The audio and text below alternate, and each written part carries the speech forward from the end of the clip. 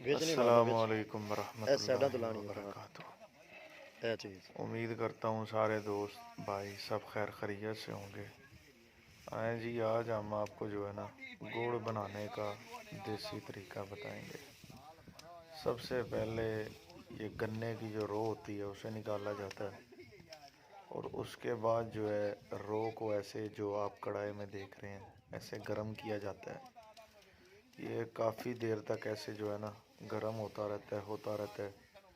फिर इसके बाद जब ये फुल गाढ़ा हो जाए ना, फिर इसे जो है ना गरम गरम को उतार के किसी चीज़ में जमा करके आगे वो सारी मुकम्मल वीडियो मैंने बनाई है, तो आप देखेंगे कैसे अच्छे तरीके से, और साथ में आपको बुज़ुर्गों के माहौल भी दिखाएंगे।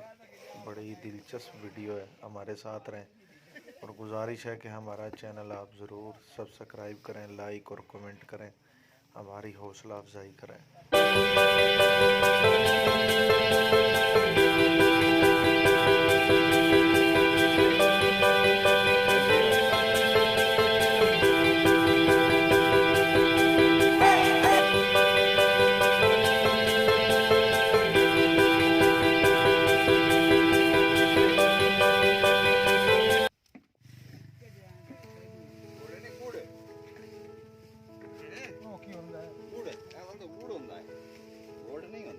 गुड़ होंदा है उर्दू विच इस तरह गुड़ वाले गुड़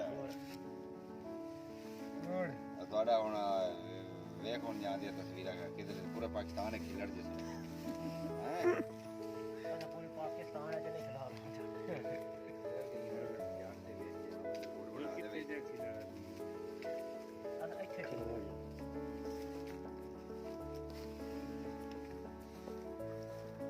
बनाओ जी, तुसी बनाओ, आ जाओ बनाते हैं तस्वीरें चिपको।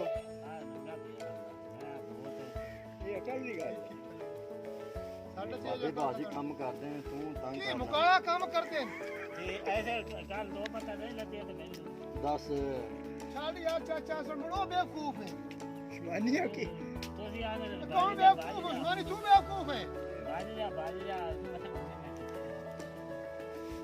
एम चिकदा क्यों नहीं है?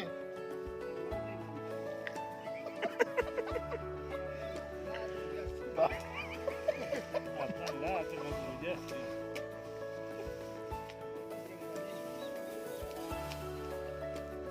ये बाड़ी बात हो रहा है ਜਾ ਮੈਂ ਕੰਮ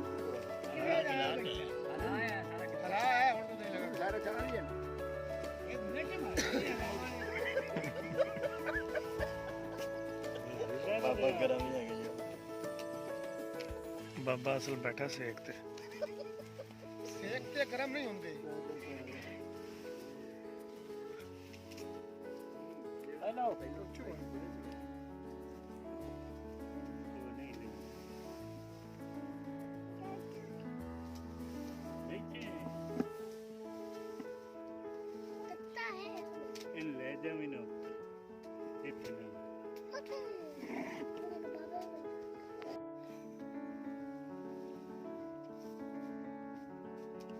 ਮਤਲਬ ਇਹ ਸਾਰਾ ਖਾਣਾ ਇਹਨਾਂ अच्छा खाना 20 किलो ਸਿਰੇ ਰੱਖਿੰਦੀ ਪਈ ਹੈ 18 या 20 किलो ਦਾ ਵਜ਼ਨ ਹੈ ਇਸ ਦਾ ਜੀ। ਅੱਜ ਕੱਲ ਆਪਣੇ ਦੋ ਟੁਕੜੀਆਂ ਬਰਫੀ ਨਹੀਂ ਖਾ ਸਕਦੇ ਬੰਦਾ। ਨਹੀਂ ਖਾ ਸਕਦੇ। ਇਹ ਮਜ਼ਾਕ ਹੈ ਵਾਕਈ ਕੀ ਕਦਾ ਹਕੀਕਤ ਵਿੱਚ ਬਾਬਾ ਨਿੱਕਾ ਜਿਹਾ ਖਾ ਜਾਂਦਾ ਹੈ।